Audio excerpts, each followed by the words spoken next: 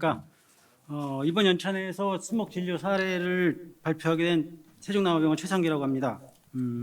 본 사례는 2021년 9월에 진단 요청을 받아서 서울 시내 적용시키는 팽나무를 대상으로 진단 처방한 내용입니다. 팽나무는 느릅나무과에 속하는 낙엽 화릅 교목으로 높이는 20m 이상, 지름 1m 이상 자라면서 제목은 건축재나 가구재 등으로 쓰이고 우리나라를 비롯한 일본, 중국 등에 분포합니다.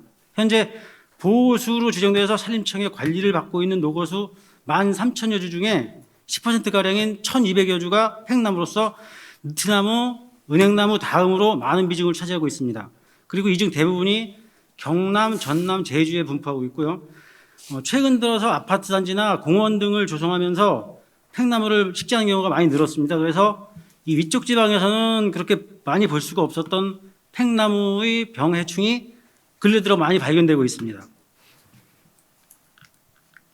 이 입지 조건으로 보면 이번에 진단한 팽나무는 서울시 양천구에 소재하고요. 38주가량이 군락지로 있고 평균 수고가 7m 내외고 흉고는 18에서 한 34cm 정도 되고 있습니다. 생육 환경으로는 지금 저 양쪽으로 아파트고요. 아이고 잘못했다. 요 양쪽으로 아파트고요. 지금 여기가 5m, 30m쯤 되는 화단으로 두 개로 구분해서 있었습니다. 그리고 그 단지 내 식생으로는 지표에 맹문동이 자라고 있고요. 이 가해 쪽으로 해서 테두리로 그 회양목이 식재되어 있었습니다. 광량 조건은 양호하고요. 그다음에 전체적으로 심식이나 복토 소견은 없었는데 일부 가해 쪽에 쏠린 부분들에서 복토 소견이 약간은 있었습니다. 그리고 아까처럼 아까 보인 듯이 아파트 사이에 위치를 해 있기 때문에 이게 항상 골바람의 영향을 받을 것으로 평가가 됩니다. 전체적으로 잎의 색깔이나 뭐 크기 같은 건 양호했고요. 수관 내에 고사지도 없고 거의 없고 뭐 줄기나 가지 이런 거 부도 거의 없었고 아마 깨끗하고 생육 상태는 굉장히 양호한 편이었습니다. 근데 이제 그 38주 중에 2주가 이렇게 밑에 지제부에 목재 부근에 자체가 관찰된 개체가 2주가 있었는데 이거는 이때 처리를 안 하고 그냥 추후에 더 두고 보자 이렇게 말씀하셔서 이거는 추후에 조사를 더 할 필요가 있어 보입니다.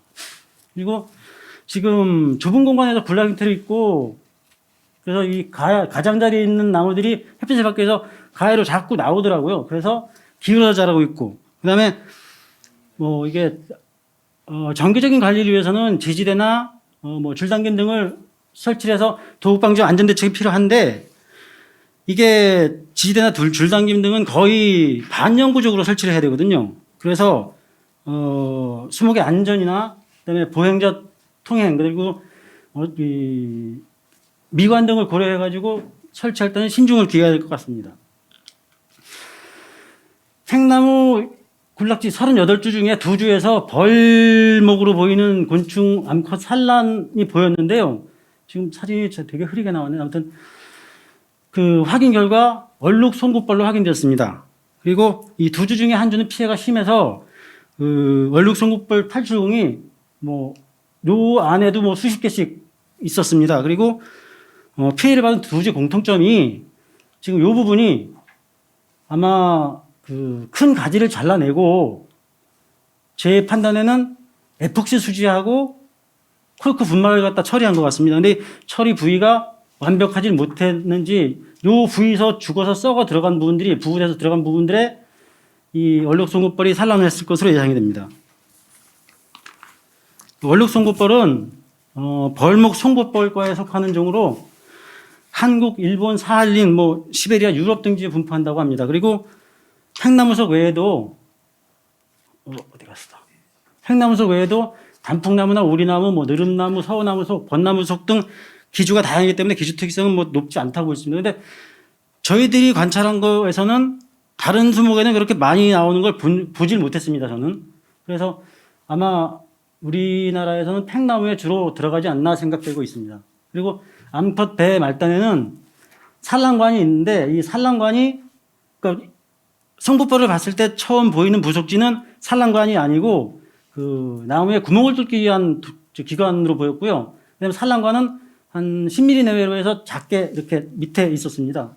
그리고 가해 특성으로는 송곳벌과의 그 대부분의 종들이 목질부를 가해하고 목질부 가해서 피해를 주고, 그다음에 유충이 곰팡이가 공생을 하면서 그 목질부를 시키는 식식성 해충으로 알려져 있는데, 이게 제가 찾아본 자료에는 그 다음 내용들이 없었습니다. 뭐냐면 나무 종류는 곰팡이균과 공생을 한다 그래서 곰팡이를 이거 끌고 들어간다고 표현해야 되나요? 묻혀서 들어가서 거기서 뭐 곰팡이가 더 번식을 하던, 또 어떤 종은 곰팡이도 먹고요.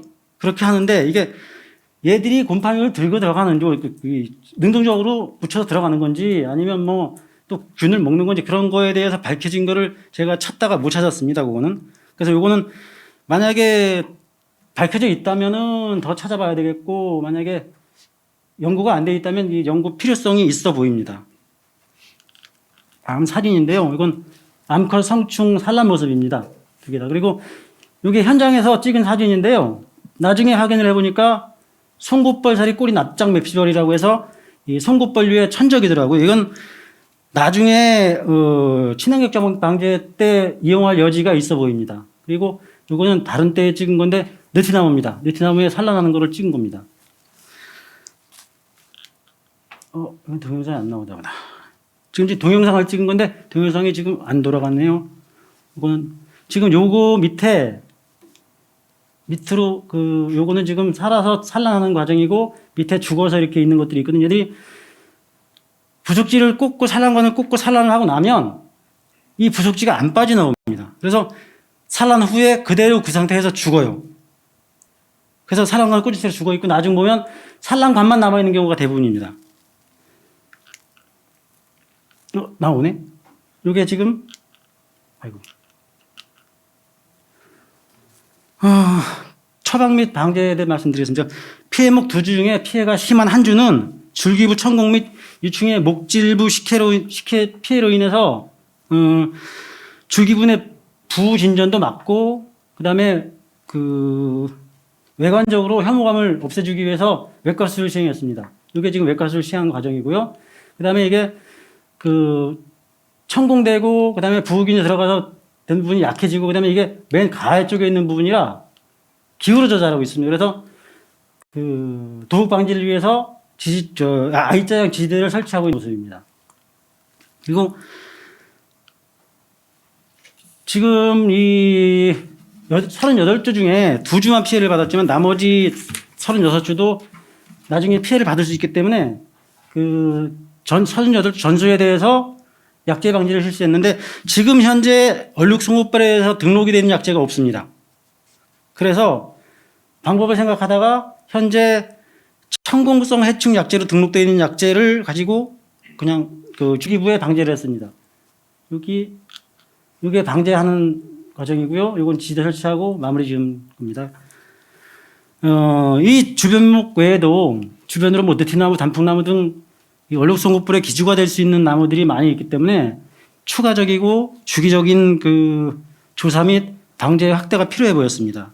그리고 지금 이 부분이 제일 중요한 부분 같은데요. 이 송곳벌뿐이 아니고 지금 저희들이 현장에서 진단을 하면서 가장 문제가 그 나무에 이 해충이 들어와 있는데 여기에 등록된 약제가 없습니다.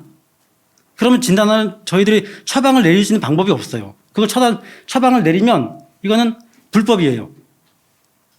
그래서 더 많은 수종에 더 많은 병해충에 대해서 방제약제 선정도 필요하고 등록도 필요하다고 생각이 됩니다. 그리고 이제 추후에 트랩을 이용한 방지, 요거는 경기도 농업기술원에 있는 지인으로부터 전해 들은 얘기인데요. 다른 해충을 예찰하기 위해서 트랩을 설치했는데 거기에 송곳벌이 많이 들어온답니다. 그러니까 뭐 그렇게 많이는 아니고 알코올만 넣어놔도 잡힌답니다. 그러니까 이거는 지금 뭐 양봉업자들 보면 꿀벌을 해야 하는 말벌 같은 걸 잡기 위해서 자기들이 만든 트랩들이 굉장히 많이 쓰고 있거든요. 근데 보면 굉장히 많이 하루에도 뭐 수백 마리씩 잡히니까요.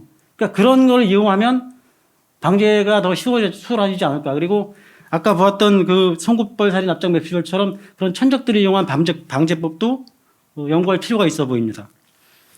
제가 발표할 내용은 여기까지고요.